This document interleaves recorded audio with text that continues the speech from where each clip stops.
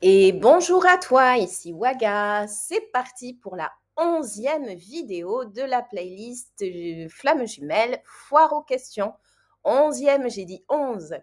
Ici, elle sera particulière car je vais répondre à un commentaire récent d'une personne que je ne citerai pas, mais qui se reconnaîtra si elle visionne cette vidéo.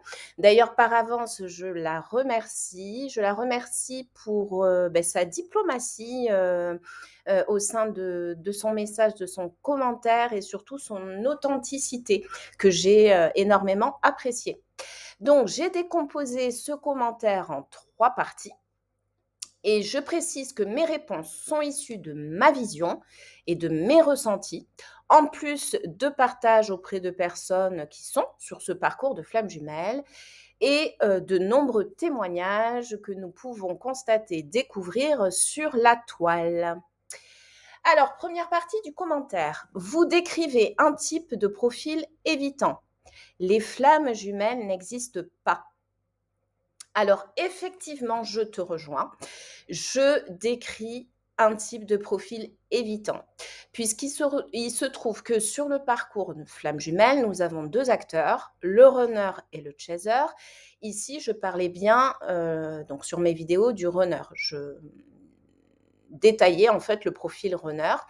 Et le runner est une personne qui a un profil effectivement fuyant, donc évitant. Donc tout à fait, du coup, lorsqu'on regarde, qu'on visionne cette vidéo, qu'on l'écoute, on peut tout de suite penser à une personne entre guillemets lambda, je dis bien entre guillemets, hein, qui a un profil, caractère évitant. La nuance ici, c'est que sur un parcours flamme jumelle, au sein des 2 acteurs qui sont flammes jumelles, il y a un lien très particulier, déjà qui est un lien d'âme et un lien d'âme non négligeable dans le sens où il y a un lien énergétique et lien spirituel entre les 2 êtres, entre les 2 âmes. Donc du coup, ce sont 2 personnes qui vont se ressentir. Ce sont au final une seule et même âme incarnée en 2 corps, mais ça je l'explique dans de nombreuses vidéos. Maintenant, pour rebondir sur la 2e phrase, les flammes jumelles n'existent pas. Alors j'entends tout à fait et je comprends surtout hein, que tu puisses penser cela et confirmer cela, dans le sens où il faut vraiment, à mon sens, hein, être sur ce parcours pour pouvoir ressentir. C'est très difficile d'expliquer avec des mots. Donc il faut vraiment être sur ce parcours pour vous pouvoir totalement en témoigner ou tout au moins être ouvert, je dirais, à la spiritualité. Parce que lorsqu'on est ouvert à la spiritualité, les liens d'âme, c'est quelque chose qui nous parle et donc du coup, ces 2 mots, hein, finalement, flamme jumelle, vont parler à une personne davantage, en tous les cas, une personne qui est ouverte à la spiritualité. Donc je suis parfaitement, compréhensive sur le fait que tu précises très clairement que les flammes jumelles n'existent pas. Et surtout, mon but est en aucun cas de convaincre qui que ce soit que les flammes jumelles existent ou pas. Je suis moi-même sur un parcours flammes jumelles. C'est ce qui a été à l'initiative, en fait, ça a été le déclencheur, de l'ouverture, de la création de cette chaîne où je propose différentes thématiques, notamment celle-ci, celle de flammes jumelles, parce qu'effectivement, lorsque l'on vit quelque chose, on peut en parler au mieux en tous les cas. Et puis surtout, je ne suis pas un cas isolé puisque j'échange aussi dans mon quotidien avec de nombreuses personnes qui sont sur ce parcours. Et puis, on peut découvrir sur la toile différents témoignages, différentes vidéos à ce sujet. Cependant, je suis dans le respect total de toute personne qui ne croit pas en l'existence des flammes jumelles. Ça, il n'y a pas de sujet là-dessus, c'est OK. Cependant, je vais quand même prendre la peine de continuer à répondre au reste du commentaire.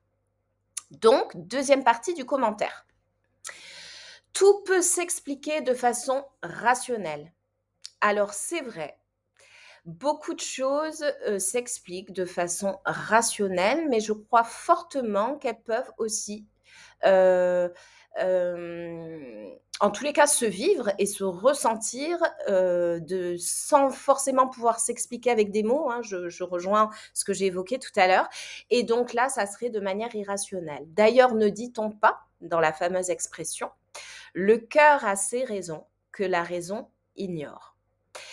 Et moi, j'y crois très fortement et encore plus maintenant que je suis sur ce parcours, et que je suis surtout ouverte et éveillée à la spiritualité.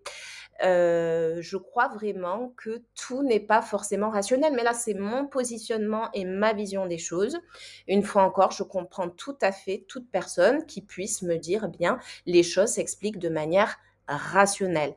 Il est certain que si on est sur une vision rationnelle, on ne pourra pas être ouvert effectivement, aux liens d'âme, que ce soit âme sœur ou, les liens d'âme flammes jumelles. Car effectivement, au niveau des liens d'âme, il y a bien ceux des flammes jumelles, hein, sujet que j'aborde sur ma chaîne. J'aborde beaucoup moins, voire pas du tout, hein, les liens d'âme sœur. Ça sera peut-être quelque chose à venir. Hem, Lien d'âme sœur qui est plus connu, on va dire, hem, de tout le monde. Beaucoup moins flammes jumelles, même si, on en parle de plus en plus, mais c'est sûr que, difficile, du coup, sur les liens d'âme, effectivement d'y apporter une explication rationnelle. Mais je le répète, je le redis, mon but, n'étant pas de convaincre qui que ce soit et je ne doute pas que la plupart des personnes, pour pas dire, la quasi-totalité, qui regardent, l'intégralité ou la majorité des vidéos que je propose sur la thématique flammes jumelles, sont elles-mêmes sur ce parcours et donc comprennent et ressentent les choses. Voilà, je passe à la dernière partie du commentaire. Il est dommage d'encourager des personnes en souffrance à entretenir une relation avec une personne dysfonctionnelle. Alors, je n'ai pas l'impression, n'avais pas l'impression d'encourager qui que ce soit au sein d'une relation où cette personne se sent en souffrance à continuer à évoluer au sein de cette relation. Ça n'est vraiment pas mon but. Cependant, c'est très intéressant comme commentaire et j'ai pu prendre du recul et à l'avenir, je repréciserai, enfin j'essaierai en tous les cas, hein, sur la plupart de mes vidéos, d'être plus ouais, d'être plus précise sur le fait que, je m'adresse bien aux personnes qui sont sur ce parcours, sur ce lien d'âme. Hem, Si vraiment on regarde l'ensemble des vidéos, j pour moi, en mon sens, hein, il n'y a pas de confusion. C'est-à-dire que lorsque l'on est en relation avec une personne toxique, je fais référence notamment à un pervers narcissique ou une perverse narcissique. On est face à une personne qui va se nourrir de notre énergie, qui va se nourrir de notre lumière, une personne qui cherche à nous détruire, à nous faire sombrer, une personne qui sera violente physiquement, qui sera violente oralement, donc violente de par le timbre de sa voix, de par les mots employés, qui sera violente dans ses comportements, qui cherche à nous éteindre et c'est une relation dans laquelle face à une personne de ce type, nous sombrons, nous souffrons effectivement, toutes nos souffrances, sont, plus que réveillées, hein. Elles sont en ébullition, j'aurais envie de dire, voire même que ça viendrait créer d'autres souffrances, d'autres blessures et on ne s'en relève pas. Je vais y arriver. Ça, c'est ma vision. On ne s'en relève pas.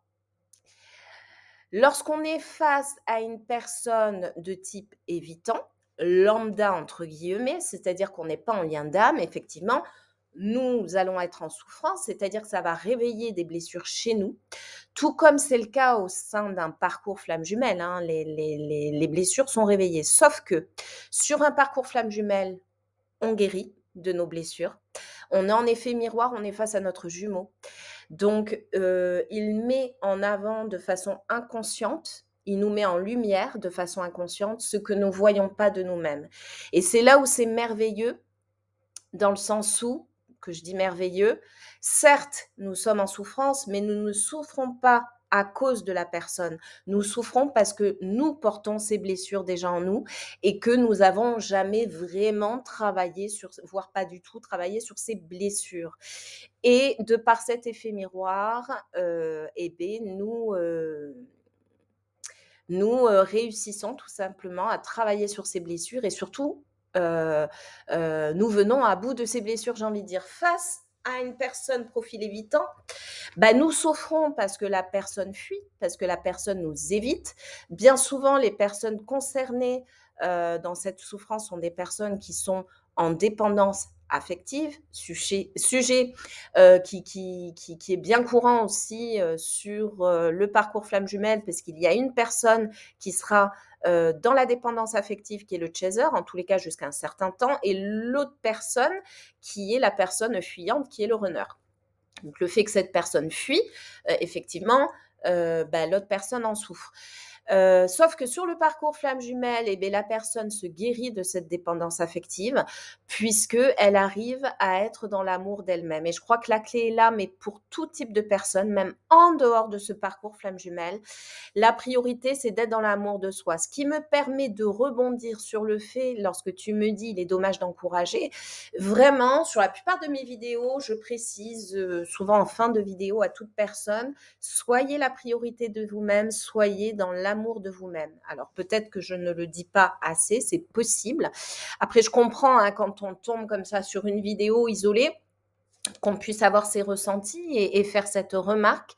Mais l'idée, c'est ça et surtout au sein de ce parcours, alors il y a beaucoup d'idées, mais principalement, c'est d'être dans l'amour de nous-mêmes, d'enfin s'aimer, de se guérir de ses blessures, de se sortir de des croyances que nous pouvons avoir ancrées depuis notre enfance, des croyances qu'on nous a ancrées également, hein, au sein de notre éducation, que ce soit les parents, les professeurs, finalement tout notre entourage, hein, les médias, et cetera.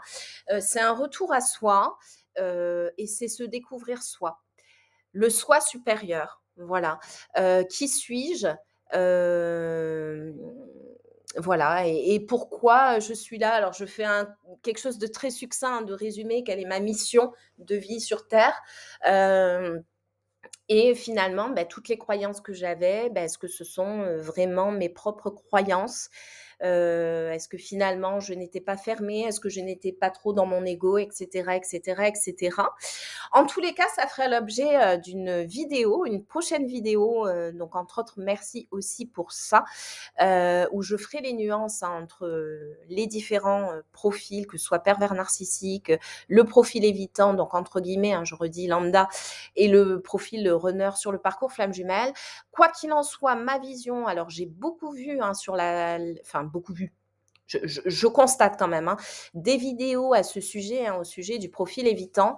J'ai jamais cliqué sur ces vidéos parce que les titres ne m'inspiraient pas. Donc c'est très personnel dans le sens où j'y voyais du jugement et j'y voyais un aspect, assez négatif et en même temps un côté contrôlant, c'est-à-dire comment faire si tu es face à une personne évitante, et cetera. Et justement l'avantage, je dirais, sur ce parcours flamme jumelle, c'est de sortir de cet aspect contrôle.